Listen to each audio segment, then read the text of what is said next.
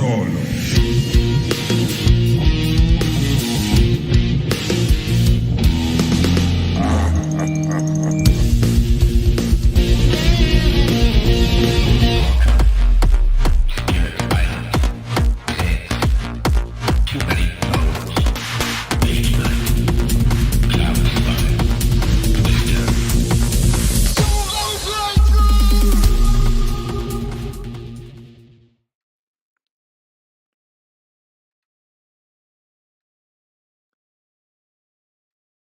And hello, I'm just making sure. Sorry, this is really awkward. Hey, we got the right mic. Hello, welcome to Solo Playthroughs. Haven't said that in about a week, which is it's too many days. It's too many days without saying hello to all y'all in the special way that I do, I guess.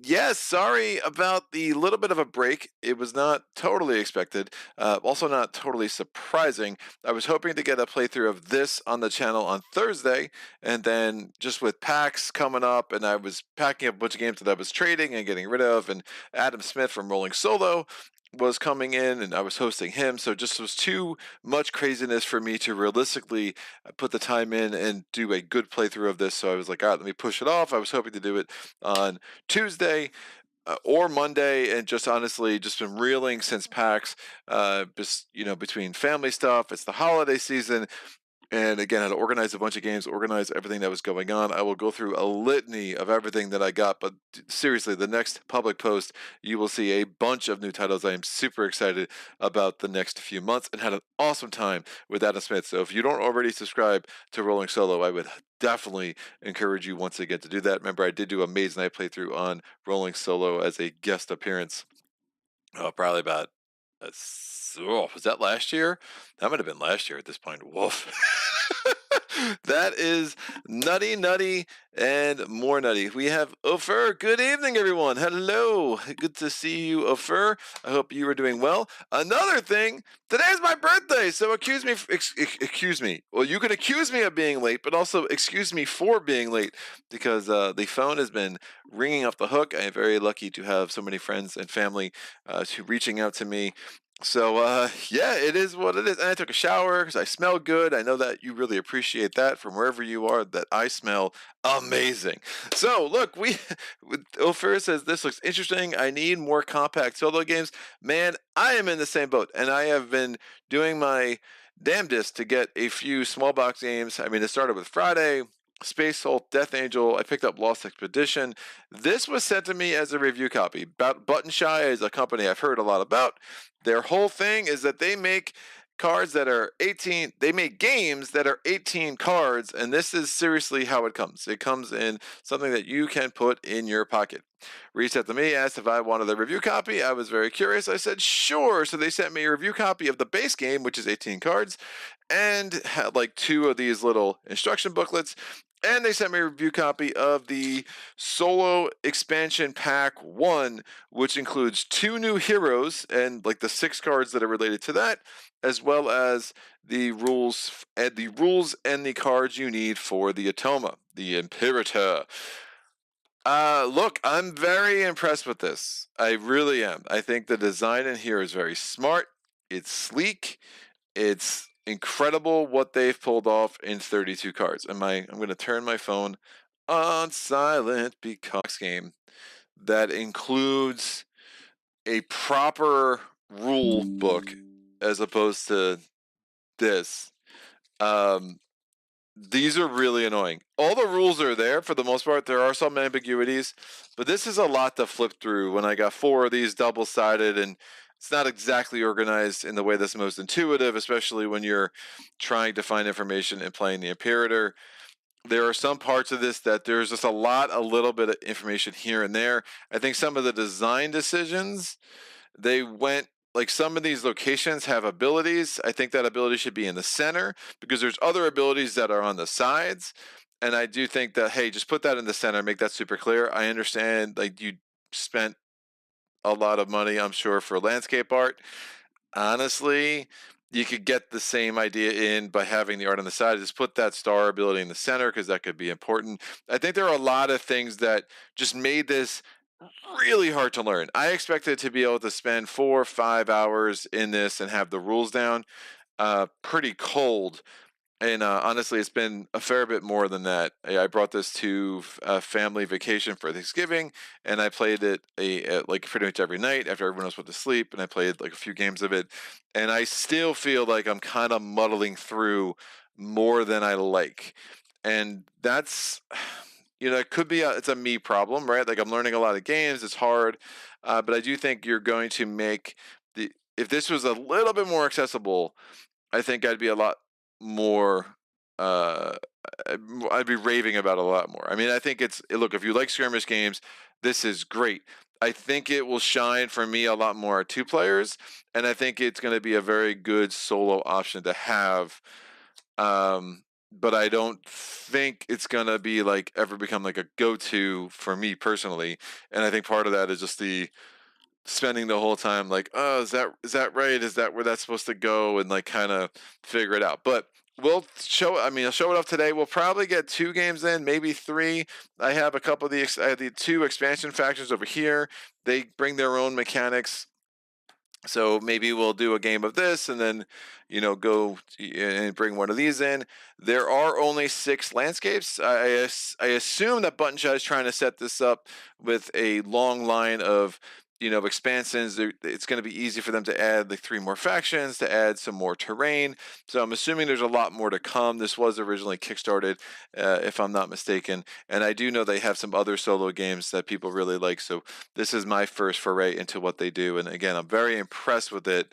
I just have a couple of reservations about the design of it. And, again, if you're stretching the limits of what's possible with 18 cards, maybe you kind of branch out and do like a small box that can give us a more proper, fuller experience that I think the game could really, really benefit from. But that said, I've been yammering. Let's do this. Ophir says, "Hey, happy birthday. Thank you, sir. Is it late to ask how old you are today? I am 43 years old. So next year's a big year for me as I will be heading into another palindrome year. And palindrome years are just crazy, crazy, crazy." Mike James, "Hey Greg, hope your trip went well." Yeah, I mean, PAX is in Philly, so it wasn't much of a trip. But it was awesome. Some very generous publishers who have set me up for more content for the channel, and I got rid of some games that I was hoping to get rid of, and I did fairly well in some trades, or at least I think I did. So we have Nemesis, we have Etherfields, we have Bullet, we have again Lost Expedition, we have Gollum, we have a lot of in this basement now, a lot more some solo games I'm really excited to dig more into and feature. And the Van Ryder gave me all of Wave 1 for Final Girl, which was super generous of them, so I'm super excited about that. And yeah, we'll see. We got a lot going on in the next few months. So, and I got it all down in my basement already, which makes my wife very happy. And when, she's happy, I'm happy, people. Happy wife, happy life. So what we're going to do, I set this up just for spacing, but we will go ahead and randomize this. We're going to get the landscapes out. Now I'm going to play as Akina, and Akina has 4 action cards up there. I left my action cards up there because it's going to be, I'll just use my action cards up there, and I'll use the Imperator's action cards down there. It's more important that I have all the rules for the Imperator down here. Now, I will be playing on hard mode. Hard mode, you basically, whatever the normal health is for that faction, you play against that normal health. If you're playing on medium difficulty, you would just reduce their health by 2. And if you play on easy difficulty, you reduce their health by an additional 2. So effectively, this faction is called Mutiny. Mutiny would only have 6 health to start. And yes, this game I love some of the things they did. It's really, really interesting. So every faction has a health card, and where it is shows you how much health the faction has, right? So if Mutiny starts with 10 health, once he loses 1 health, he goes to 9, and this is all on the card. Then he goes to 8, then he goes to 7, then he goes to 6. We flip it over. He's at 5, 4, 3, 2, 1, and then you win. The other side up here, again, Akina starts with 12 health. And the same kind of thing goes down to 6, and then all the way down to losing. And I just think that's a super clever, smart system. You don't have to worry about tokens or dice or any of that crap. You just have this card that you just slide. It's a very nice visual representation that I think works very well for a skirmish game. You know, when you set out the cards for the Imperator, these are randomly set out. I'm not going to bother removing these.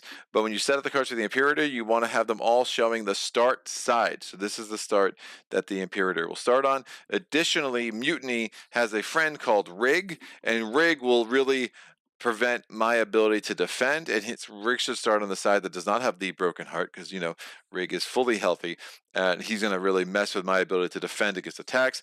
That could be awful. A large part of this game, from my experience so far, is like preventing the disastrous attack.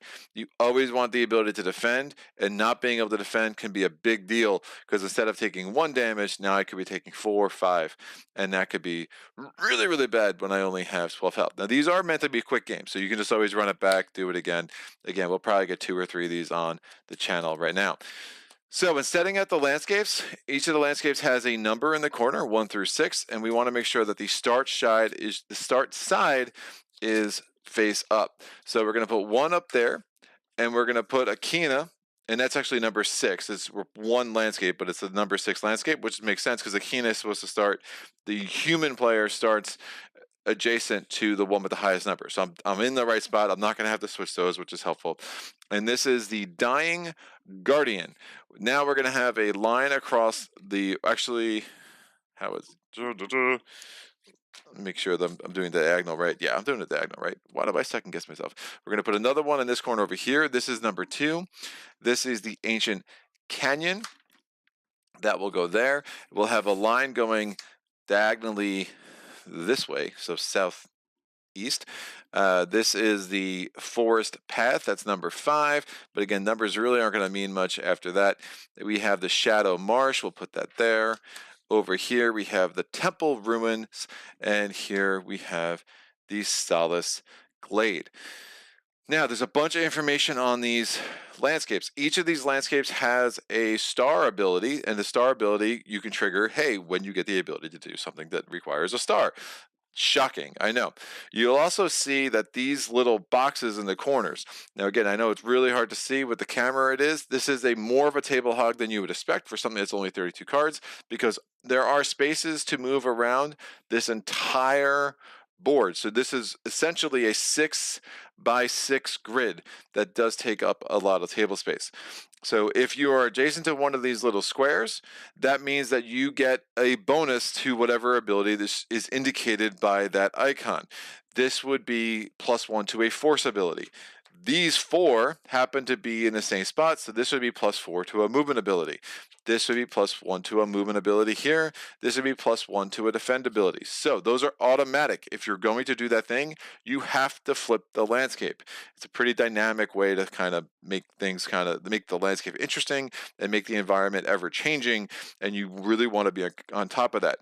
Now, you will see similar boxes in some of the sides that are grayed out.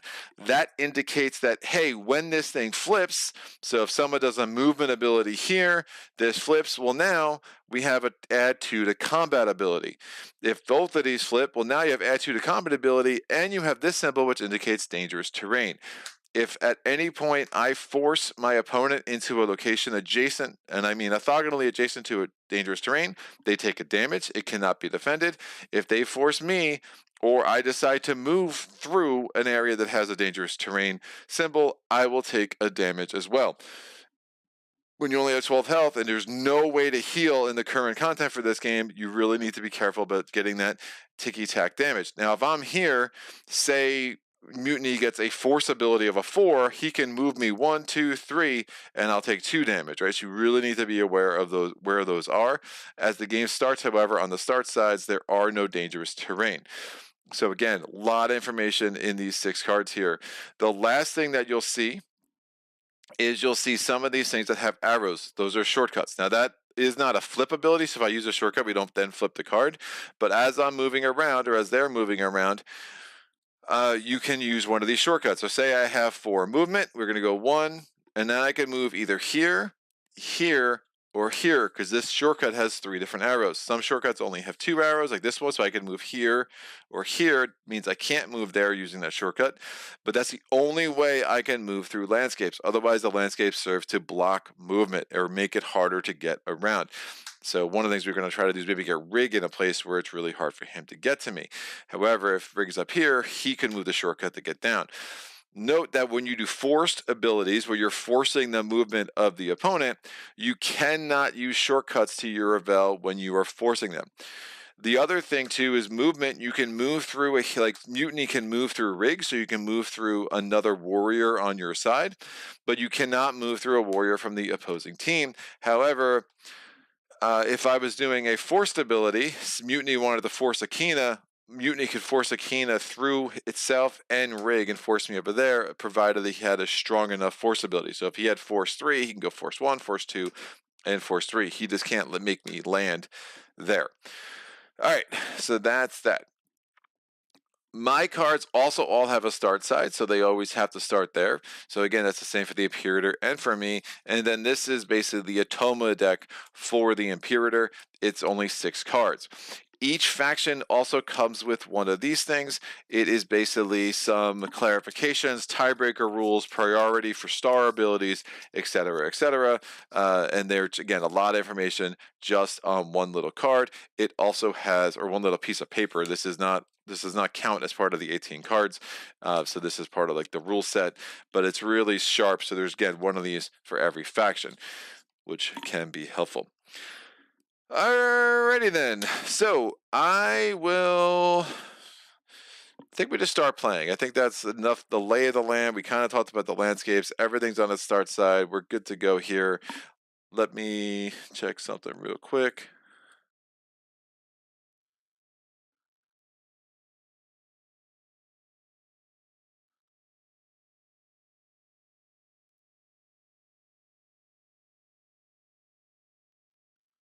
All right. Sorry about this. Hey, okay, great. Let's go to it. So we are going to start. On my turn, I can do 2 abilities. All right, the Atoma's going to have their own set of rules, and we'll kind of explain that. But on my turn, I can have 2 abilities. The 4 things I can do on my turn is I can prime a card. By priming a card, I'm basically just turning it to its side. I'm exhausting it. And that means I wouldn't have access to the activation abilities on there, but that means that if I ever want that symbol, I have it available to me for as long as this card is turned sideways. All right, so that's one thing I could do. Another thing I could do is, again, I could activate 1 card. You can only activate 1 card on your turn. That's it. So I can't use both of my abilities to go activate. A third thing I can do is refresh or refocus. Yeah, refocus. So if I have a few cards that are sideways, either through using defense abilities or otherwise, or activating cards, I can say, I want to refocus everything. So we flip the card over and then we put it there, and now I have that available to me on the ability on the other side. Getting to know what abilities are on what side is a really important way to do well in this game. I lose this way more than I win so far. So like, this is not an easy game. It's a very interesting dynamic puzzle that I've yet to fully crack. So that was 3. The 4th thing I can do is movement. Your movement value is related to these little starry gear things in the top right. So my movement value right now is 1, 2, 3, 4, and 5. So I'm sorry, that's not right. That should be flipped over. There you go. So 1, 2, 3, 4, 5, and 6. So I can move up to 6 and move it every time I move orthogonally. That's 1 movement. You cannot move diagonally unless you are using a shortcut that allows you to move diagonally. And again, that just helps you get around the board that much quicker. So I have a couple of things. Now, when I attack Mutiny, I can attack either Mutiny or I can attack Rig. Mutiny will always use a card to defend, and we'll see that play out. Rig always defends 2. That's it. Rig also would get the benefit. If Rig was standing here, he would also get the benefit of the landscape. That would flip over, and he would get a defense of 3 if that were the case. So first turn's always a little hard with figuring out what is best here. There is that. I don't know how I'm going to attack this dude. 1, 2, 3. Looking for something. There's not a lot of great options right now, for sure. 1, 2. Now notice there is an ability on me, Fatebringer. I may swap a Keenan with a warrior in range, so that's an axe range. Axe is all 8 adjacent spaces. If it was just swords, that only means orthogonal adjacency, and then obviously there are range attacks. We are always in range of Mutiny's attacks. Rig isn't so much an attacker. He, again, just prevents us from defending, so we don't have to worry about that. We might get another faction on this playthrough today that would have more range attacks. But yeah, finding something that makes sense with this first turn is actually a wee bit annoying. And looking at where these cards are is also factoring in my decision, and that's probably not, I mean, it's really hard to explain why, so I'm not going to bother with that. When Mutiny moves, Mutiny is going to try to get to a space that has the most landscape bonuses, so this is going to be a prime target for him if he can reach it, but that's going to be 1, 2, 3, 4, 5 because he can take that shortcut. So he may or may not have 5 movement. 1, 2, 3. So if he doesn't have, if he only has 3, depending on what card might turn, if I try to attack him, he would go there. Okay, I will remember you. I don't think it makes sense to get in Rig's face, although it's not the worst idea I've had. It's not the worst idea.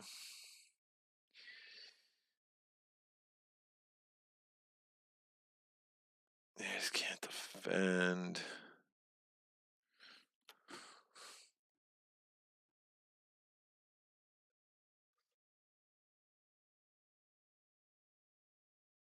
Cool.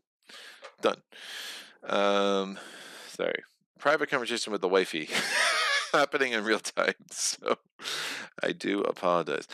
Man, I don't have any things that I love to do here. 1, 2, I could do, but then if I get in range to attack Mutiny, that does mean Rig is going to be a very serious threat.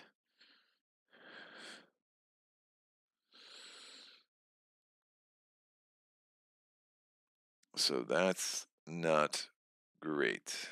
I could do that.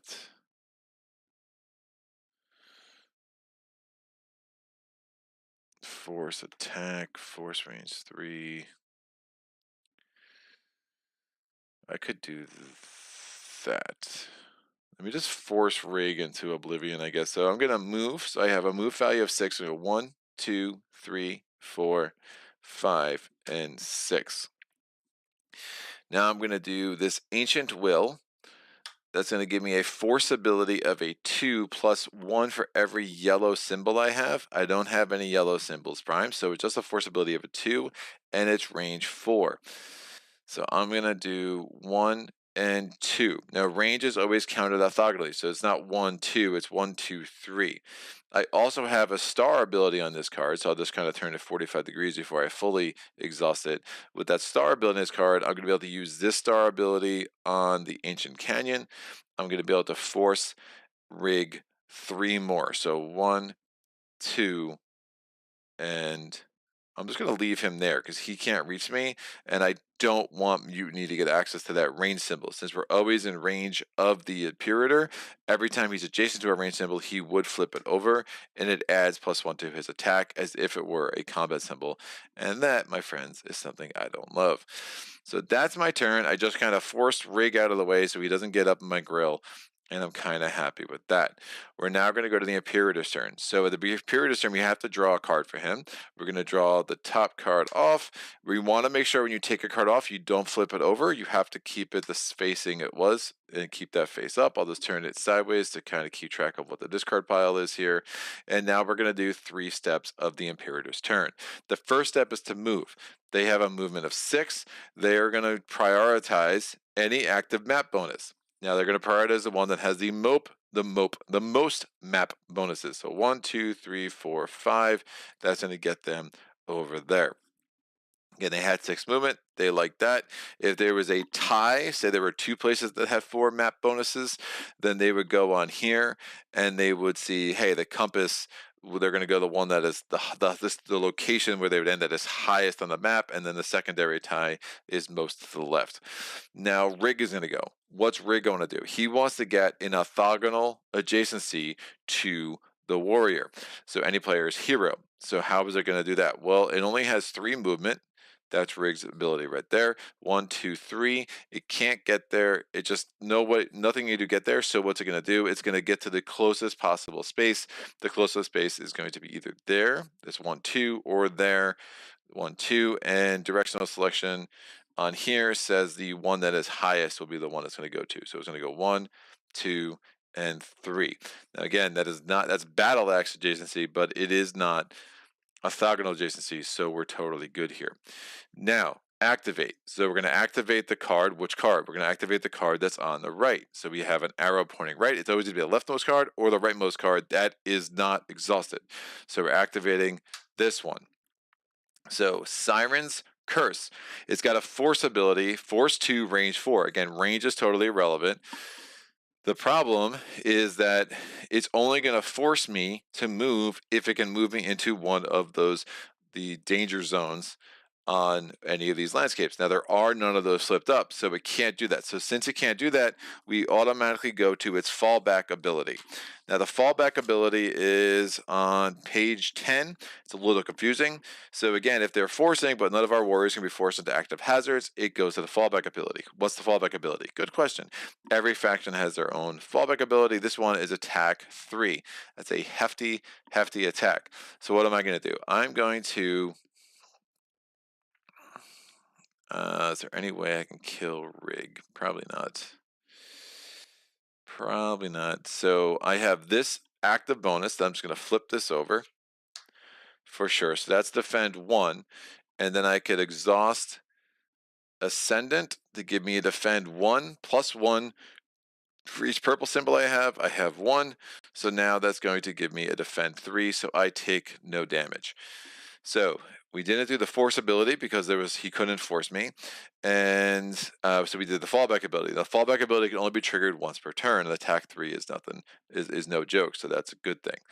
Oh, additionally to notice on his card there was like that star. If he had an ability that would be enhanced by a number of like any symbol, that's basically a wild for all their abilities. Now that does not apply for defense. It only applies when the Imperator is the active player. So that was the force ability. We ended up doing the fallback ability, and now they're doing a star ability. So what's their star priority? Is Rig is injured, we use the hard reboot. We would just have to flip Rig back over to the non-injured side. If the player's hero is within 2+ gray symbols, well, we're not. We're very far away. If that was true, we would do the target locked ability on Mutiny, which he would basically attack based on how far away we were. And since we can't do that, we're going to do the landmark ability. There are 2 landmarks. Now, the one is a force, but the force ability isn't going to be useful. So we want to go to the highest one, but the force ability isn't going to affect anything because again, he can't push me into a landmark. Since he can't push me into a landmark, we would have to go to the fallback ability, but we already did the fallback ability, so we're basically going to ignore that. So what is this? Well, this star ability is move 2 on this landmark. So since it's a move ability, March 2. March is a move ability. Fly is a move ability. That's not either of these factions, but it is something in the game with one of the expansion factions. Or, again, there's the general movement. We're going to flip this and this. So that March 2 is now March 6. And now, hey, look at that. We have 2 dangerous landscapes in play. Now, we could use that to our advantage. If I can try to get Rig through there, it could be good. So he's marching 6. Where's he going to march? Well, he wants to get to where the maximum number of landscape bonuses are. The only one, like Rig is standing there, so that's not helpful. The only way he can get to is this. He's going to go 1, 2, 3, 4, and 5. Excellent. So that's where Mutiny is going to chill. This card is now exhausted. We now go to my turn. So again, for a game with 36 cards and there is a lot going on. And hopefully I've been clear in these explanations. All right, what makes sense for me? I'm very close to. Mm-mm-mm.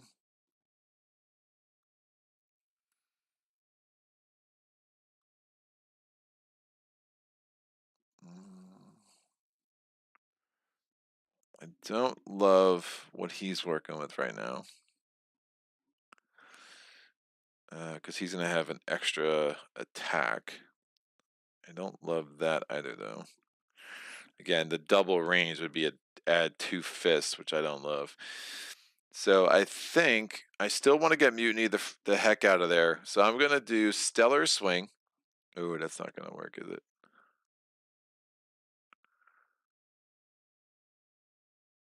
I'm not going to be able to damage Mutiny.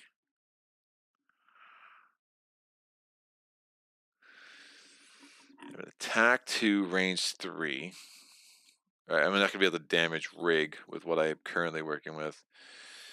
Could attack 2. If I can get that star, I can do an attack. I can do some damage.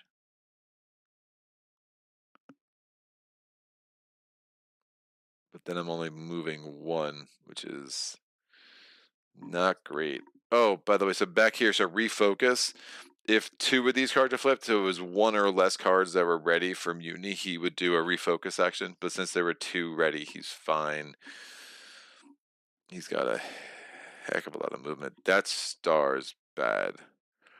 I don't like that. If this card was flipped over, I'd feel a lot better about just damaging Rig and staying nearby. And it's like there's some strategy reasons for that, but it's a little hard to get into all that right now. I could just attack, then move. I think that's the safest thing. So I'm going to do Stellar Swing. I'm doing an attack of a 2 because it's 1 plus that 1 purple. But again, I can't damage Rig with that. But then I get the star. I may swap Akina with a warrior in battle axe range. So I'm going to do that. And then I'm going to attack. It's 2 plus 2. Ooh, I could just attack Mutiny with that. And then have a move of 1. No, I can't. I attacked. I may swap. I may swap with a warrior. Oh, I don't have to attack the warrior I swap with. That's really interesting. So give me a nice 4 attack on Mutiny. I really don't hate that. Notice that range, I can't make a melee. Both the battle axe and the swords are both considered melee. You cannot add range to a melee attack. So if I had a range attack, I can add additional range to that, but that's about it.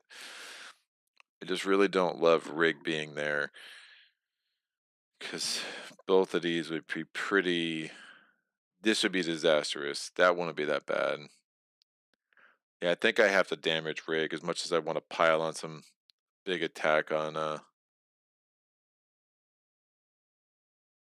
Mutiny right here. I'm only gonna have 1 attack. Oh, I could get. Yeah, I just won't be able to defend. This is my problem. This is my problem.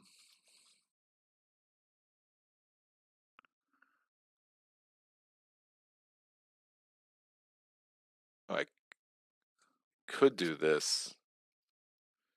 This might be smarter. I just don't like him going there. Yeah, let me move first. So if I go 1, 2, 3, Rig's still going to be adjacent. No, Rig won't move anywhere. All right, this could work. I'm going to go 1, 2, 3, and then I'm going to do the Stellar Swing. and that will give me 2 attacks on Mutiny, which is really strong. All right, so we got there. So I'm going to attack with a 1 plus that purple, so I'm attacking with a 2. Now this is my second activation, so I'm not going to be able to do anything else after this, at least for this turn. So my second my second action, my only activation of the turn, but this has 2 abilities, so I can do them both. So I'm going to attack a 1 plus that primed purple. So I'm attacking Mutiny with 2. Mutiny's going to defend. Mutiny's defense has got +2, and he's going to defend with this card. So now Mutiny defends with 1 plus any yellows that are primed. There are none, but he's got a total defense of a 3. My attack of a 2 did absolutely squadoosh. But now I have a star ability. I'm going to use the Fatebringer ability. I can swap a Kingdom with any warrior in Battlecrest range, and then I'm going to attack with 2 plus 1 for each blue thing that I had primed. I have 2, so I'm attacking with a 4. Mutiny's going to defend again. He's got a defense +1. Now there are +0s. There's -1, so I got a little unlucky there. Notice there were no defense things here, but I'm also going to get this +1 symbol here, so I'm actually attacking with a 5, which is really strong. So I'm attacking with a 5. He's defending +1. He's going to exhaust this card, which does have 2 shield, so he defends a total of 3, but I do 2 damage, so 1 and 2. So that was a decent turn. And I kind of put him in a place where he's not going to get like that +2 for an attack there. And I used that +1 attack myself. So I kind of like how that played out. We're going to go to Mutiny's turn. Mutiny's going to flip over the next card. It's going to move. Now notice all of its cards that were exhausted. That is what it is. He's just not going to be able to activate a card this turn, but he will refocus to get them all back next turn. So he's going to move. He can't move anywhere because he has a movement of 0. All of his cards are exhausted. Rig is still going to try to move though. So Rig is going to try to get to this location. And the only way he can get closer to me is going 1, 2, and 3. Or the shortest way would be 1, 2, 3, because there's really no other way around with all the landscapes. And he can go through Mutiny, but he can't go through Akina. Actually, Rig is not going to move because he wants to get here. He's actually closer to me there. You ignore other warriors. He's actually closer to me there than if he had gone here, because here he's 1, 2, 1, 2, 3, 4 away. There he's only 1 away. Just Mutiny happens to be in the way, so he's not going to move unless compass direction. Never mind, he'll move here because compass direction says he can go there. That's also only 1 away from me. So compass direction furthest to the right, it does open up that, which isn't great. But I'm pretty sure if my understanding of the rules are right and the AI, that's where Rig will go. We're going to activate a card. There are no cards to activate, and now we do the refocus. We're going to flip all of these up, and now Mutiny has a full set of attacks left. So I put myself in a really strong situation here by basically making Mutiny miss a turn. So that was pretty cool, and now hopefully I can take advantage of it this turn. So there's definitely some advantages. Hey, just attack them, make them use defense. They're going to exhaust a lot of cards. They'll have fewer options, and it kind of puts you in a pretty strong place. I still don't love where Rig is.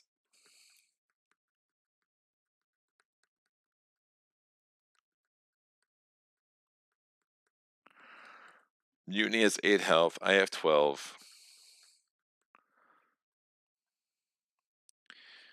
I think I'm going to get 1 movement from that.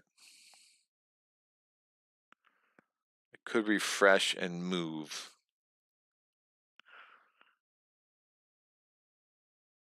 But I don't want to open up these. That if this flips, that's going to be, that's on that side. That's not terrible. Refresh and move, get the doubled attack. Yeah, I like that. So I'm going to refocus. 1, 2, and 3. And I'm going to move. I now have a movement of 3, 4, 5, 6, 7. So I'm going to go 1, 2. Oh, I don't want to go that way. I get a damage. 1, 2, 3, 4, 5, 6, 7. I'm going to go that way. 1, 2, 3, 4, 5, 6, and 7. Gives me +2 to my next attack, which is super nice. Mutiny's going to take a card off the top. So notice they pulled one card off of their first turn, and then 2 defense, 1 for their second turn, and now 1 for their third turn. I did not attack them all, so they had their full complement of cards available. So the Imperator is going to move. They're moving up to 7. There's no bonuses, so nothing to flip over. They're going to go to a place that gives them the most active bonuses. This gives them 2 bonuses. This would give them 2 bonuses. So we go to the compass. The compass says go to the higher location, so they're going to go up here. And now Rig's going to move. The minion always moves after the Imperator. Rig's going to move 3. It's trying to get over here. 1. If it goes 1, 2, 3, it's only 1, 2, 3 away because of that shortcut. So Rig is super happy and content there. We're going to activate by selecting an action card. What selection? We're going to the one on the left. This gives Mutiny 2 star abilities. So we're going to go in order. The star ability priority, Rig is not damaged, otherwise we would just repair it. If a player's hero is within 2 spaces, now we are. Landscapes don't block line of sight or anything, so I'm within 2. So it's going to attack with 2 plus 1 for each gray. There are no grays, so it's just attacking me for 2. Again, no gray symbols in any of its corners. It's attacking me for 2. I need to do a defense, because I would rather not get smashed for 2. I will defend with this and not take any damage. So now was the first star. Second star. Again, you can only use each ability once, so we've already used the target locked ability, and it was attacking me for 2. Why? Because I was 2. Oh, it's attacking me for 4, because that is a ranged ability, and again, it's going to be X is the distance from Mutiny, so that's 2. Plus it gets 2 more because that's stupid ranged ability, so I only blocked 2 of the 4, so I do take 2 damage. 1, 2. Remember, I'm going to get 2 damage added to my next attack, so it kind of hopefully that kind of evens out. But now it's going to do this next star ability. So it's going to do a landmark ability, because these 2 don't apply. Landmark ability, it's got a force 3. Well, force 3, it can't get me into that dangerous terrain, so it's not going to do that, but it's going to do this landmark ability, which is a March 3. We'll see if it ends up moving. Where would it want to go? Again, it's always trying to get next to bonuses, so that's a bonus that it can get to, so it will move. So it's going to go 1 and 2 using that March ability. Now, if there was not a place it could go to get next to more landmark bonuses than it was already adjacent to, at that point it would go to the fallback ability and I would get attacked again. So this is now exhausted. We go to the refocus step. If there are 2 or less cards that are ready, there's only 2 cards ready. So we're going to refocus, and now it has its full complement of 3 cards ready for its next turn.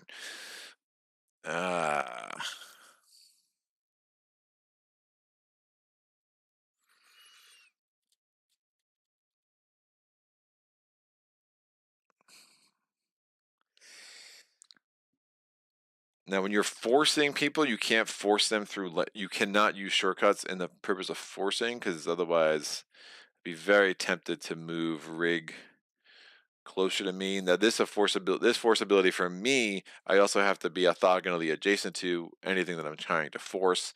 Again, range doesn't matter for Mutiny if he was using that landmarks ability, but it does matter for me for sure. That's 4 away.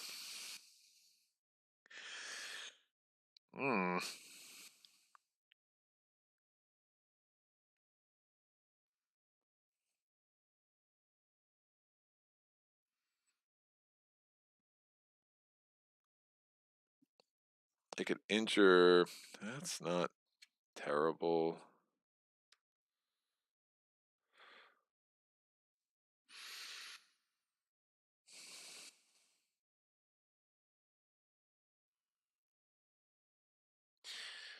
All right, I'm going to activate the Voidcaster, March 3.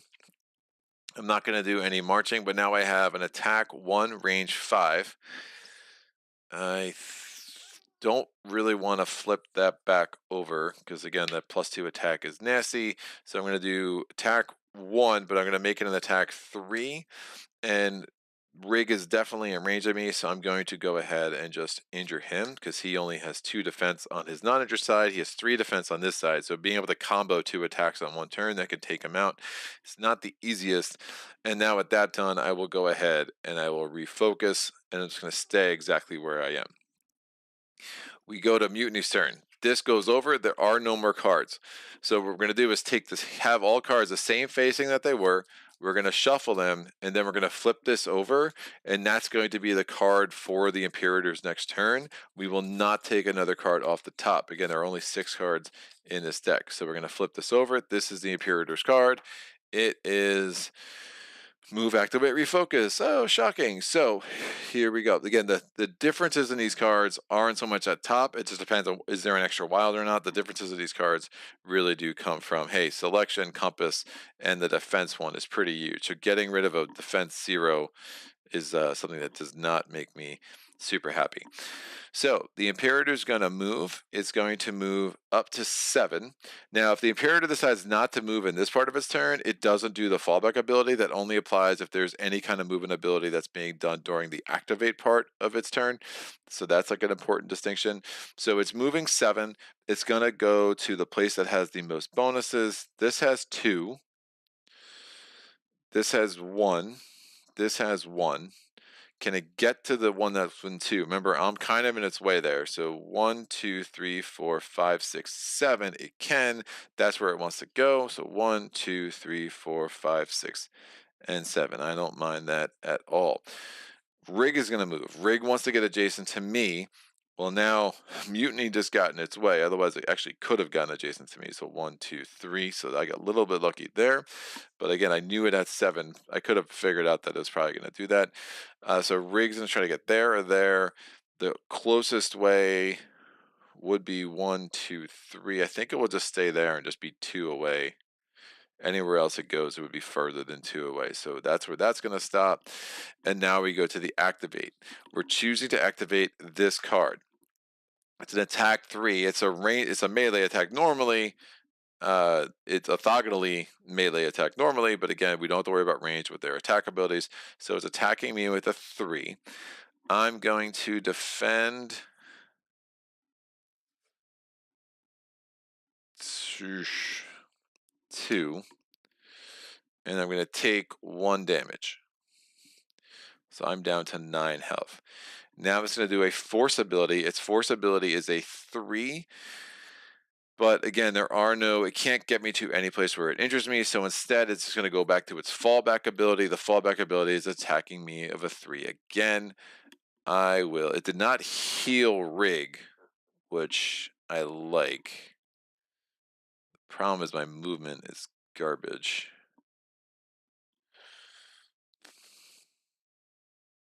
Oh man, it didn't heal Rig, so in theory it could kill Rig, but I can't get close enough to Rig. Oh, it's so bad. Ugh. I cannot get up to Rig.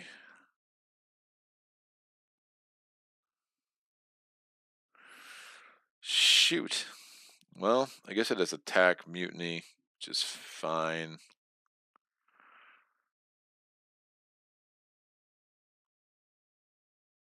He's going to have a ton of movement. Anyway, all right, so I'm going to block just 1. It's attacking me with a 3. This fallback ability is nasty.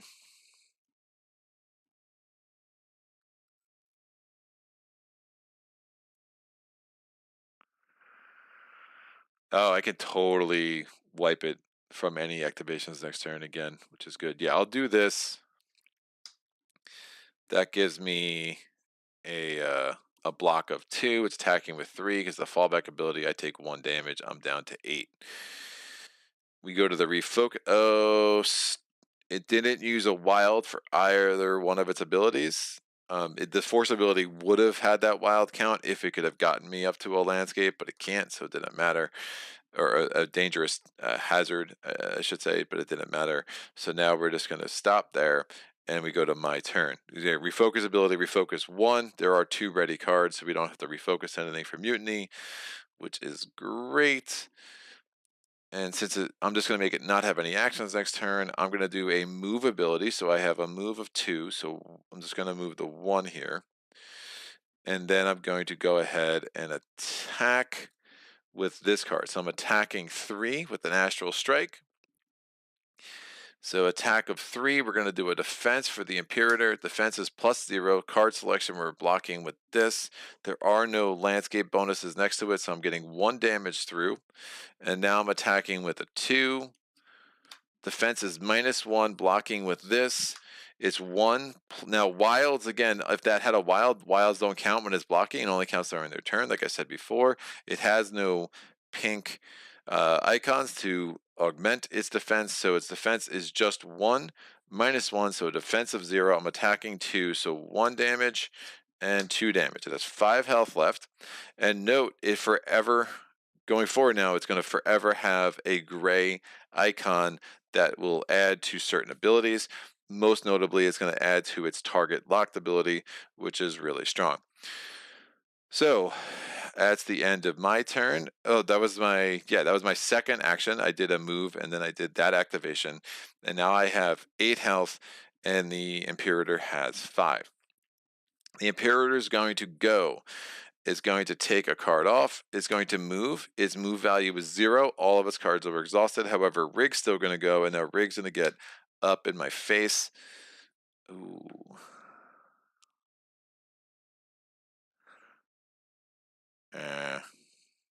I was close. I should have probably blocked with this instead of this and taken 1 more damage, and then I could have had that available just to wipe out Mutant or wipe out Rig. But the other thing too is as long as Rig is not, as long as Rig is damaged,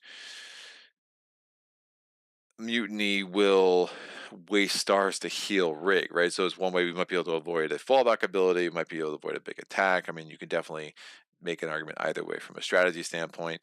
So Rig moves, they're going to activate a card. There are no cards to activate, so we just go to the refocus action. All 3 of these flip up. Checking the chat. Hi, designer here. You can use shortcuts when forcing. Oh, I must have misread that. Thank you, Dustin Dobson. Thanks for checking out and playing the game. Yeah, no doubt. You can use shortcuts when forcing? What the heck did I make that up for? I'm making up rules, people.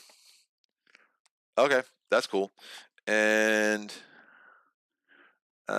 sure, Bacca, this doesn't look totally similar to Assault on Doomrock. Have you tried it? I have not. Elfira doesn't Rig get injured with the terrain.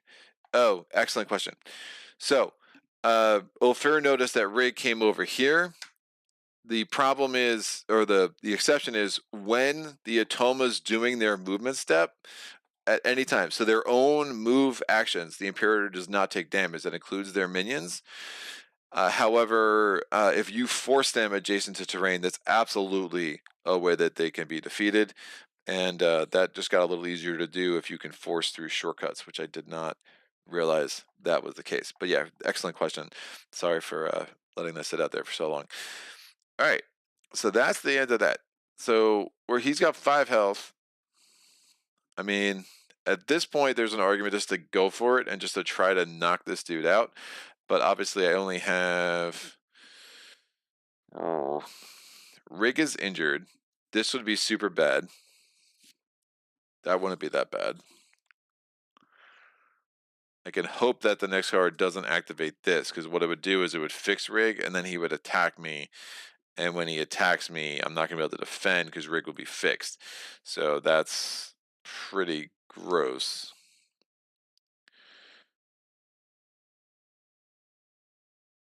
Unless there's a landmark ability that would prevent that. Because he would use landmark before he gets to the fallback. I don't know. I don't know what to do.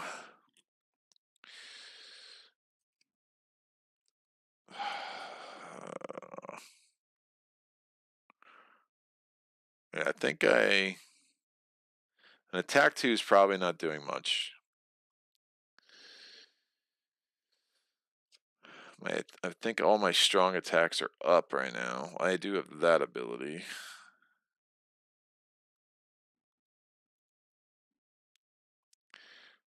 I could try to swap. Oh. I said he didn't move. He would have had this. He could have moved 2 with that. He could have moved 2 with that, so he would have moved 1, 2. Rig would have just moved. I forgot that he had that landscape bonus, so Rig would have moved either here or here. Compass says the furthest to the right, so he would go and he would block up that dangerous terrain for me, which I appreciate. Again, it doesn't trigger. The compass still determines. There's nothing about avoiding landscapes, but now that obviously that leaves that opening for us. So I do want to attack Mutiny to have that dangerous terrain get flipped over, because I don't feel like being forced into just ticky-tack damage right here.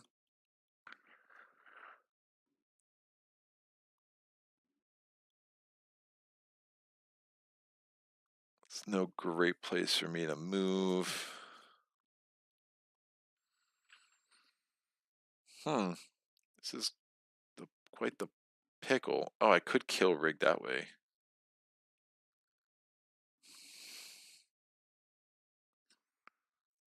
Do we have any forces over here? No, I don't. This is nuts. I have like, if I could get a force 2, I can move Rig away and move him back. I get adjacent to that. I don't have a star ability though. Let's say I have a march.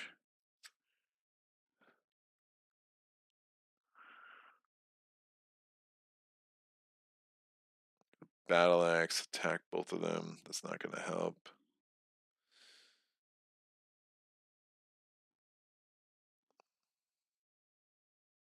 Oh, that could be.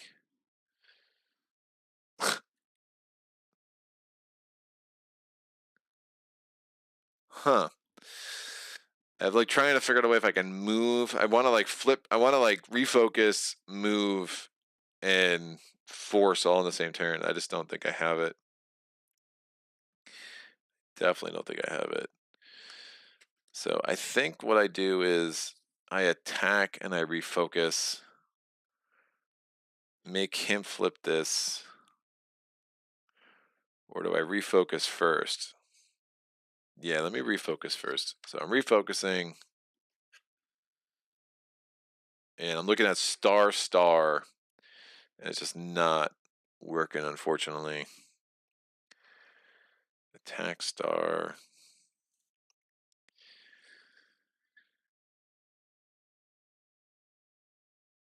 March 3 doesn't do much for me. I don't have any force ability on this side. Do you think I want to move somewhere? All right, then let me move. So 1, 2, 3, 4, 5, 6, 7. 1, 2, 3, 4, 5, 6, and 7. It kind of gets me away from Rig and not have to worry about what he's doing. But obviously, Mutiny has a full complement of options right now, which isn't great. All right, so I just wanted to regroup, kind of take stock of where we're at, and then again, I just need to get 5 more damage on Mutiny here. If Mutiny forces me into that, like it is what it is, I'll just have to take a damage. One argument was to attack him, so then he had a flip, but it just didn't seem like it was going to come together. So if he gets a force 4, he can keep forcing me that way. He does have a force 2, which would put me there, which I honestly don't really hate. So we'll see. All right, Mutiny's turn. Mutiny is going to move 6. No additional. It's going to try to get to a place that has the most bonuses. So this has 1, this has 1, this has 1, this has 1. The compass says go furthest to the left, so it's going to stay exactly where it is. It's just not going to move. Now again, if that had happened during an activation, then it would go to the fallback ability and it would attack me for range attack 3, so we're kind of fortunate there. Rig is trying to get here. It's going to go 1, 2, and 3. And now we go to activate cards. We activate the card all the way to the left. So first thing, Rig is injured. We're going to heal him. Again, normally if you're playing with Rig, you have to be in battle axe range of Mutiny to flip him over using a star. But here again, we're ignoring range for that. and we're in diagonal range. We're not in orthogonal adjacency, so we don't have to worry about not being able to defend. The next star ability is, so we already healed Rig. I am not within. Oh, am I within range 3 of Mutiny? Remember, he always has the symbol now because he's on the injured side, but we're not within range 3, so we're not going to do the target locked. We're going to do the landmark ability. Landmark ability is March 2. No, he doesn't get anywhere with March 2, and he can't. There's like no force ability or anything there. So instead, we're going to go to the fallback ability. He's attacking me with an attack of 3. I will block.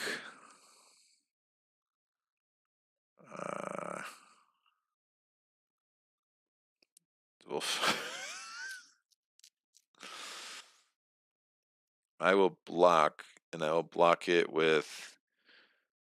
This is my only block 2, so I blocked it with that, and I take 1 damage. I'm at 6 health. Yeah, I don't think I want to. I'm at 7 health. I don't think I want to go to 6 just yet. So that is that.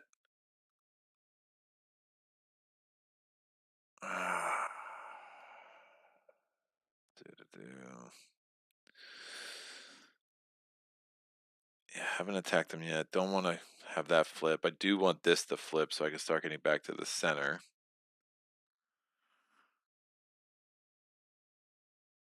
And that's it. Refocus. If there's only 2 cards here, so we will refocus. So again, Mutiny has his full complement left.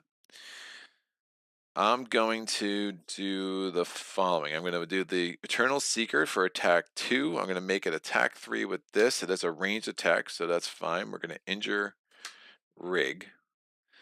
Get him back to being injured, and I think, do we move? I don't necessarily love being adjacent to this. So my movement at this point would be 4. Or do I just reset this stuff? Attack 2, attack 4. I like that attack 4 a lot. I really want to destroy Rig. And then 2 of these have stars. This one would be worse than the other one because this star is on top. So basically, Mutiny would ready, Rig would ready, and then it would attack.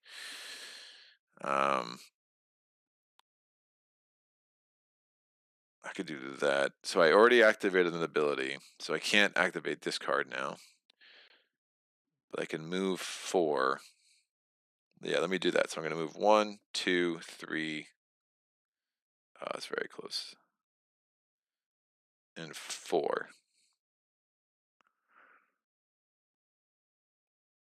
Yeah, Mutiny's going to move up there on his turn, almost guaranteed. So that's better. We now go to the Imperator's turn.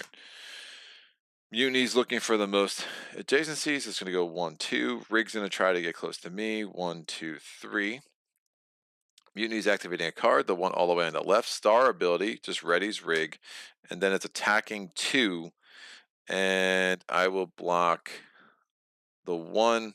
Plus I have that shield up, so I'm blocking 2. I'm not going to take any damage. Because this attack, the star ability flipped that, and then it's an attack of just a 1. Hold on.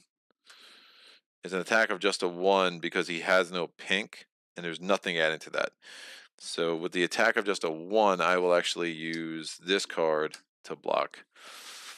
And that will work really well. Oh, man. Force. I've got to get my cards back. I just got myself in a really weird cycle. I got myself in a bad spot.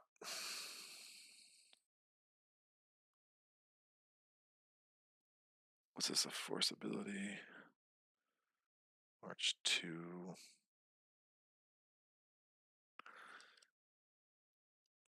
Yeah, I'm going to refocus at the beginning of my turn.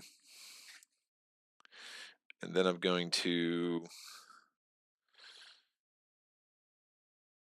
do this force range 2 plus I don't have anything. So it's range 4.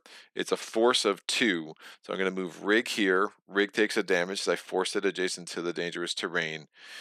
And then I have the star ability that gives me that I can march, or I can potentially swap places with Rig and attack Rig. I can attack Rig for 2. It's not going to do anything. I will just use this march ability and go here and get myself an extra shield on my next turn. So that's exhausted. It's hard, like using a thing like that where you're exhausting a 2 defense, but I'm gaining the defense just to go there. So I think it makes sense. Let's keep Rig hurt so I can kind of keep forcing stars to have to keep repairing Rig. We're gonna go to the Imperator's turn. Out of cards. We're gonna shuffle these over, flip it up.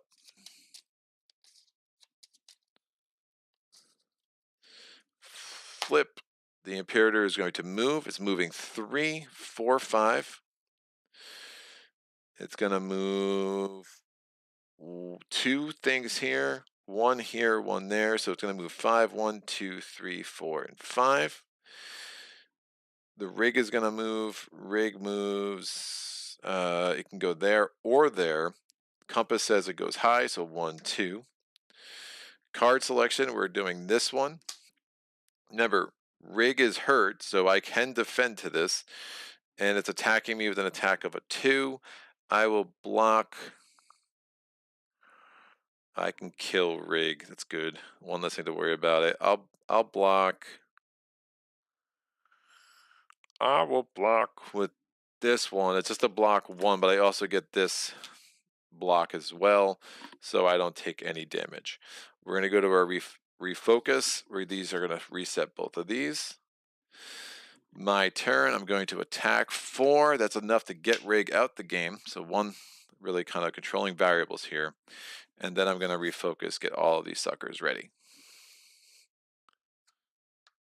And that puts me in a pretty good spot, I think. So we'll see. I've avoided like big attacks. Oh, this was an attack of a 3. So I would have taken, what did I block with?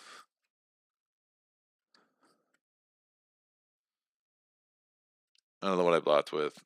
I attacked there. I think I blocked with this.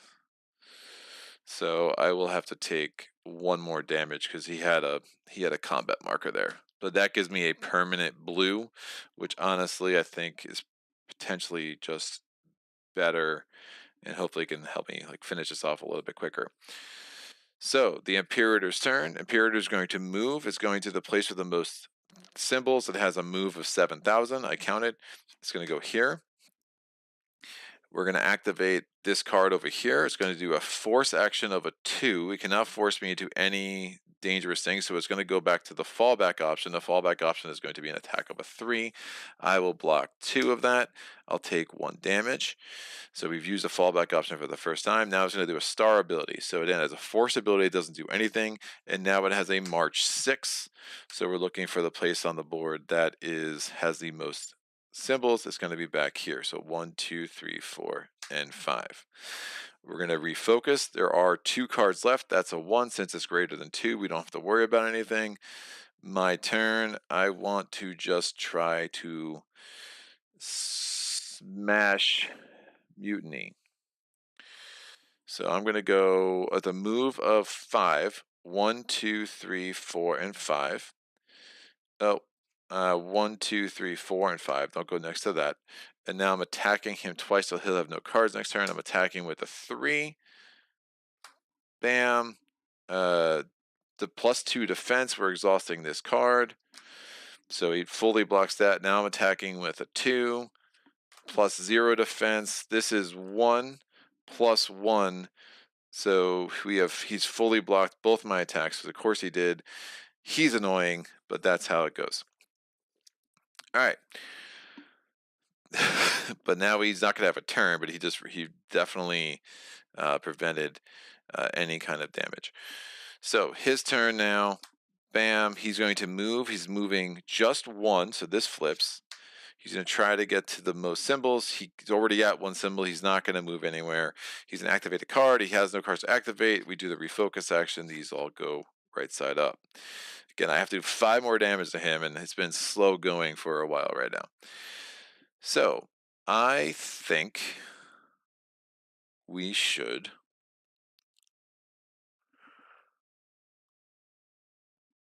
he's still got that. That's a double attack. Honestly, it might be worth the damage to do that.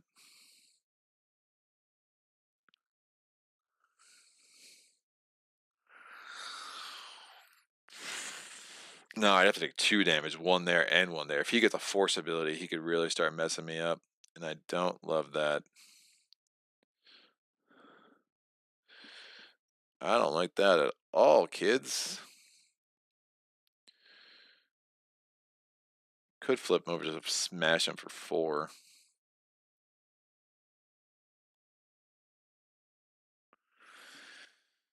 Might move for that shield. Yeah, if I flip this over, he'll actually want to move there to get, and he won't have that +1 on his attack, so I don't hate that. So let me do an attack of a 3, because it's 2. +1 because I have that purple. It's a ranged attack, so this does flip, even though I'm not using the extra range. It's still a ranged attack, so I'm attacking with a 3. His defense is +1, plus he's exhausting this card, which is 1, so he does take 1 damage. So he's down to 4, and now my second action on this turn, I'm just going to ready all my cards and hope he doesn't get like a force a million. But again, looking at his available abilities, he doesn't have a lot of force things going on. Although if he gets a star here, that force thing, he could definitely get 2 damage on me that way. So that would be that ability, but I'm also within, that's going to be his less priority than just his normal target locked ability. So again, I won't have to worry about that. And being really close to Mutiny is really helpful because again, remember his target locked ability, the target's distance is how much he attacks by. So if I'm within range 1, he's only attacking for a 1. Oh, out of cards. We're going to shuffle these up. Silver Fear, hey Greg, coming into this late. How's it going today? It's going well, sir. How could it not be? We got the designers stopped by, corrected a rule already. I appreciate that. Yeah, I don't know where I missed that. This is where like us, and I'm not. Why are the designers here? I mean, I think like if they had just published like a 6-page rule book where everything's kind of put in one place, I think it could be really helpful because it's just so easy to miss like little things, just the way these rules are. And I'm so impressed with this game on so many levels. I do think that in some ways there's a limitation to being constrained by the 18 cards that might not be serving this game to its maximum potential. All right, we're flipping this over. This is the Imperator's card. It's going to move. It's going to try to get the highest number of adjacencies, and it has a move of 5. So it cannot get over here. I'm kind of in his way, so he's just going to go there, and he'll have a hell of a defense, but it is what it is. It's an activated card. It's activating this card, and now we're going through its star abilities. So Rig is out of the game. I am within range 2, so it's going to attack me with a 2, and that's the distance. So I'm within range 3, actually. Remember, it has this gray up here. It actually, as long as I was in range 4, it would be attacking me, but it's only attacking me at 2 because that's how far away I am. So one of the nice things when you play as Mutiny is you're trying to push the Imperator away from you and then attack. It's like kind of a cool little mechanic. I can only block 1, which is no bueno. No bueno at all. Sure. But yeah, all my good block cards are on the other side of these. That's interesting. So I'm only blocking 1. I'm taking 1 damage. And now it's attacking me with another 1 because it only has 1. It's 1 plus pink. There are no pink symbols, so just attack me with a 1 so I can block another 1. And that...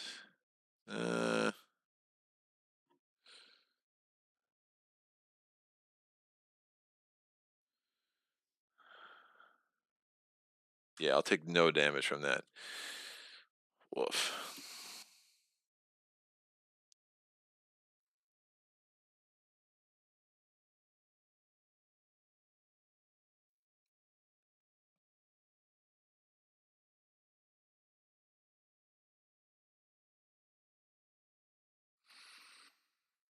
And now it's going to refocus. It only has one card left, so this bolt happens.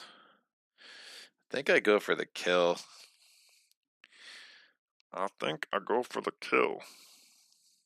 Yeah, so I'm going to move with my first action, and now I'm attacking. I'm attacking with a 1+1 because I have the 1 purple, +1. Now, remember, this is a sword, so I had to get orthogonally adjacent to it. So I'm attacking with a 1+1 because of the purple, +1, and this is going to be exhausted because that symbol is going to be important in a second. So +1. So I'm attacking with a 3. Remember, Mutant needs to flip this over and get 2 defense for that. And it gets +1 defense for that, and it's exhausting this card. So it has 7,000 defense. That's the math. That's how it works out. So no damage, but now I have a star ability. So I'm going to continue on with my attack, and I'm going to use the star ability on me. I can swap places with a figure within Battlecrest range. I don't want to. I'm attacking with a 2, 3, and 4. And 5 because I'm on my damage side. I don't get that thing because this card is not exhausted and I did not prime it. So I'm attacking with a 5. The defense is +0. It's blocking with this card, which is 1 plus any yellow symbols it has none. So it takes 4 damage. So 1, 2, 3.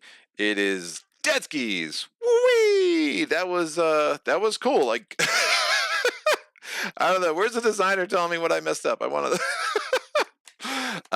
That was cool. That was a very cool playthrough. I always get worried when I put new games on. Like I don't want to I want to show them off at their best, and I think that is probably about a high of a level playthrough that you can expect from me without diving into this game for another 20 hours before I got it on here. But there is cool. I mean, you can see the depth, you see how the landscapes come together, and you see kind of the layers of strategic choices and trying to set yourself up to get some big hits in, but almost more importantly, not lose 5 health in one turn. It's just really, really sick when that happens. What time is it now? It is 2:20, so that took an hour and 20 minutes. I am definitely not in a place where I can do another one. I don't think. I have plans because, again, birthday and all of that. But these are the most basic factions. With the Imperator cards come 2 other factions, which I have messed around with on some level and look forward to exploring more with my friends. And maybe if there's popular demand, I will get it back on the channel. The one guy, Forge, has 3 action cards, and then also has the blast shield, so it's like an item. And if he's ever about to take more than 2 damage, instead the blast shield flips over. And it's like a one-time thing, so it can prevent a big attack. And then the blast shield, what it does is at some point it just explodes, and he just does an insane amount of damage, and that could be super gross. So that's one thing to consider, and a cool little mechanic. And then the other faction here we have is Whisper. Whisper is super interesting. So Whisper has Aura. Aura is a minion. And they have Fly. So when they fly, they can fly over landscapes. They don't use shortcuts though, so they don't compound with that.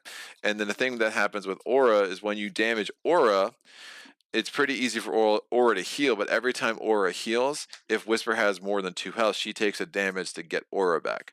But then Aura has some really sick attacks. There's a lot of. This is probably the most complicated of the factions, just my limited plays of it or against it. I haven't played as it yet, but yeah, you're using a lot of icons and you're trying to set up some big attacks. There's a nice puzzle there with the icons. And again, the more you learn, hey, what's on the other side of what card, I think that's going to be really important to having a winning strategy, and whatnot. So forcing 4 determining force, always flip. Force value remains. Yeah, I made that thing up about the things. I mean, I'm sure, I think there was a sentence that mentioned shortcuts, but I'm sure I just misread it. So I'm wondering where I misread it, but that's fine. One thing that is a little unclear that I think I'll just say, and the designer can correct me if he's still hanging around in the chat, is it says that the Imperator will use ranged abilities as it was adding damage. Force is technically also at times a ranged ability.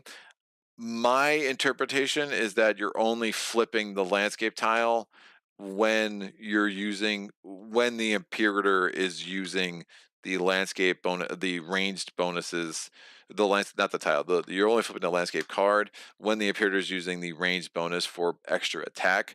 I don't just reading the rules, you're only supposed to flip on a forced ability if you're next to that thing, which is like kind of like a poker chip. Then you'd flip that, and that would give extra strength to the forcing action, right? So I think the ranged, from what I can gather, only gets flipped during a ranged attack. Or I mean, only gets flipped during any attack, really, because then it adds +1 to all attacks. But if you were doing a ranged forced ability, you would not flip that because it doesn't add strength to the forcing. From what I've been able to gather, again, I do think a bigger rule book would be able to flesh summon this out better than this. This explains all of the Imperator, and again, there was a lot there that I was throwing out at you. So,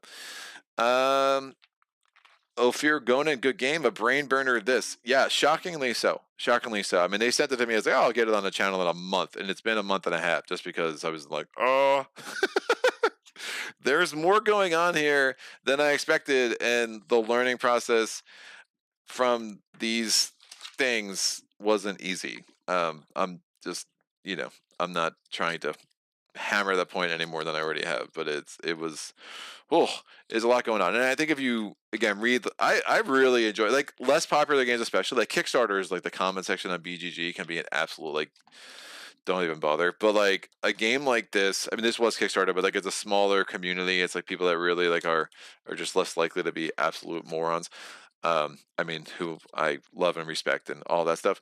But I think you'll get some really strong opinions about the game that I think are really well written, and again, there was a couple of really thoughtful comments about this game on there. I like it. I mean, this is a keeper for me. This is some review copies I get. I'm like, I'm not going to hold on to this forever. But I mean, it's also a lot easier to be like, yeah, this is a keeper for me when it fits in this, right? It's like, why would I ever get rid of this? It's a great game, and it fits on the shelf. And like again, I do think for me, this is probably a game I'll play more with a friend than I will solo. Um, but whenever I have that skirmish itch, say that 10 times fast, I think this really scratches it extraordinarily well. Like I'm wildly impressed at what they did with 18 cards. And having never played a button shy game, I will absolutely be paying more attention to button shy's releases in the future because of how quality this game is. And I've been told that button shy makes good stuff. I just had never played it before. So this is a very cool edition. I'm really grateful they reached out to me and asked if I wanted the review copy, and I was like, sure. That is correct, says Dustin. Thank you. Add the range symbols as an attack bonus in solo mode during a range attack only. During a range attack only for the AI. It is a big game, so I get one button shy, heavier games by a mile. Yeah, I agree with that, dude. I haven't played the other ones, but this is wait. So wait, you only add that during a range attack? So you don't add that during other attacks. Why am I making stuff up? I thought you added that for all attacks. That could have made a difference. I mean, that only could have been to my detriment. But so the ranged. So you don't add it during a forced ability, but you add it during a ranged attack. I think that's in this. These little things, man. I swear. The Imperator uses a. The Imperator uses a thing range attack ability that gain +1 for each icon. There is no range bonus. All right. I was applying that too often. But it's nice because I mean, those range. Some of those, like I was like, dude, it's a melee attack where they always have range and they're knocking me for like 7. But that makes sense if it has to be a ranged ability. And I think a lot of Mutiny's attacks are ranged anyway, so I don't know if it would have mattered too much against him. Yeah, that's ranged. That's ranged. That's ranged. He has 1 melee attack on his card. So again, a lot of his attacks are going to be ranged anyway. And his forced ability, his fallback ability is also ranged. So that also I don't. But against the other guys, that could absolutely make a huge difference. Like if you were playing against Akina, not giving her plus attacks because she's standing next to that, and it's only a melee. I think that could be a real big game changer for sure. Maids Night 84. That's a heck of a name, sir. Happy birthday. Good times to come for you and your channel. Thank you, sir. I appreciate the birthday wishes. Madi Zondi. Hello. Did I miss it? Did you win? I did. I did. And I do lose this game more than I win. So I have, maybe, I think Akeen is probably, I mean, Dustin could tell me if I'm out of pocket here, but I think the Keen is probably an easier faction to win with. Um, you got 4 actions, and I think that just gives you a lot more flexibility. The rest of these characters only have 3 action cards. Now everything they're double sided. So Akina really has 8 actions, right? So you could get there were a couple times like I don't have the card up that I really want, but the other ones have basically 3 action cards with 6 total actions. But then they're like managing a minion or they're managing. Yeah, this one's ending a minion. This has an item, so the other factions might be stronger when you know what you're doing and you've like kind of memorized the front and back of these cards. But Akina seems a lot more like, hey, get into the game, learn what's going on, hit some buttons. I do appreciate Dustin showing up. Yeah, Dustin, Akina is the easiest to learn and play, definitely. Yeah, cool. No, I appreciate that confirmation. Yeah, it's been, and I even with that, I was getting my head bashed in at least a dozen times before I got my first win with Mutiny against Mutiny. Just trying to figure out how I want to deal with Rig. I was at first I was really prioritizing trying to get Rig off the battle mat ASAP, and I realized that's probably not a great strategy with Akina because you really do need a couple of things to come together for that to be, something that's really doable. So we kind of having to try to find a way to work that out, and sometimes having Rig on the board in a place like preventing, like, hey, I kind of like that Rig is blocking up those map bonuses. I'm just going to kind of leave Rig there to make sure Mutiny doesn't get into that little niche pocket where it'd have +2 to its next attack. I mean, I only had 4 or 5 health left, so, one big attack is not, it easily could have, gone differently if a couple of cards flip or a couple of Imperator cards. I mean, obviously he kept getting his strong defense cards. I think I think he pulled that +2 like 2 or 3 times. So, there's a lot of there's a very thin margin of victory for this game in a way that I really, really like. So it's cool, man. I dig it. I really do. So that's that. That is definitely definitely stressful to play against Rig though. Yeah. Yeah, a number of times I was like, "Oh, that was 5 damage of my 12 health. That's great." not not a good situation. So yeah, I will say, I mean, all of this, like the expansion and the base game, all fit in the one little pocket thing, which I really appreciate. I'm curious to see where they go with this in additional factions in the future. Again, I maybe will swing back around on the channel if people want to see the other factions. But it's for the price and the game that you're getting. I mean, it's a pretty strong recommend for me to anyone that's interested in the skirmish genre of games. On what you got, like Summoner Wars. You have, I mean, what else is out there, man? But like soloable skirmish games. What I did out of the basement, which is like the For What Remains series. But For What Remains, I mean, each of those games is like $80, man. This is like 10. Lots of content planned for this game, new heroes and maps coming. Cool. Well, I will stay in touch with your media department, and they can feel free. I mean, if obviously they send me they want to send me more factions, I can definitely swing back around and have a little bit more reason to. And hopefully hopefully I can play a little quicker next time and get a couple of battles in on, just like that first time trying to explain everything, you know. I always find too, like games that I've taught a lot, like to my friends, I find are so much less stressful to feature on a channel for the first time. Like I played this with a friend once, so it's kind of like, all right, just want to make sure I'm using the right terminology and make sure that, I'm presenting the game at its absolute best. So this is a great playthrough. Dustin, for sure, thank you so much for stopping by. It's always like a special treat for me.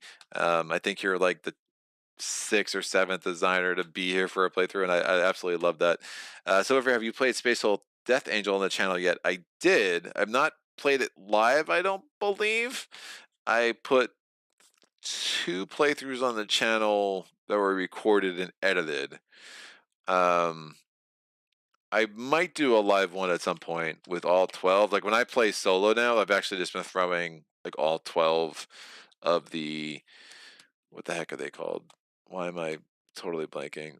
The Marines, the space. I put all 12 of the Space Marines out. It's hard to fit that. I'd probably have to do horizontal and just kind of make that work.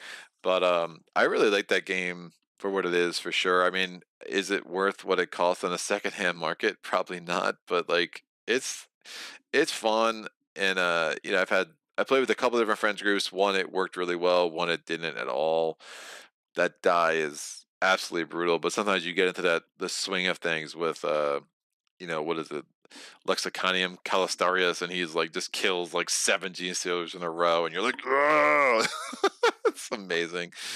Dustin, thank you. It was really fun to watch. Happy birthday. Thank you, Dustin, for sure. I love the little dog in your your icon. It's awesome. Mike, this playthrough has caught my eye. Game does a lot with so few cards. Yeah, it's really impressive. And it's annoying to learn, I'm not gonna lie, but like, because again, you have the 4 things and whatever, but like when you kind of get the rhythm, you're like, oh, all right, that's kind of cool, and you're flipping cards, and it's very satisfying. And I'm glad Dustin corrected the 2 rules that I had wrong. Silver Fear, nice. I need to find them. I just got the game recently. Yeah, it's cool. The expansions, I don't own any of them. They're just so crazy expensive. The base game I think I picked up for like 35, which is among the cheapest I've seen it go for on the BGG price history. Well, okay. Well, I bought the Italian version accidentally off Amazon. Don't do that. That was, a $20 mistake by the time all the dust settled, and I had to ship it back to England, even counting for like some of the reimbursement Amazon gave me to ship it back to England. Yeah. So then I got a second hand off of the marketplace, and I think for like 35. So it is what it is. After learning Tercy solos, I found other things aren't as hard as they used to be. Yeah, I could see that for sure. That was what surprised me. I mean, I learned games a lot, and I really underestimated how long it would take to get this game in my bones, so to speak.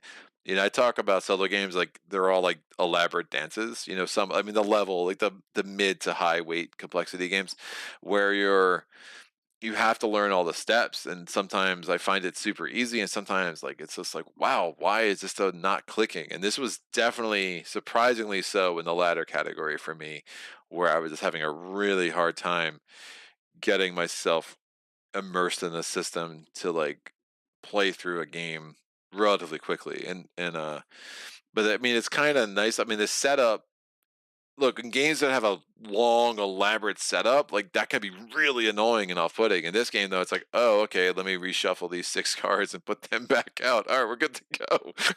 There's like no tokens. I mean, it's incredible. It's really incredible. I'm very impressed. I mean, I don't know where this game falls for me. I'm gonna let it simmer for a little bit, but like, I definitely like it. And we'll see. We'll see where it goes in the future and where I go with it for sure. Silver Fear.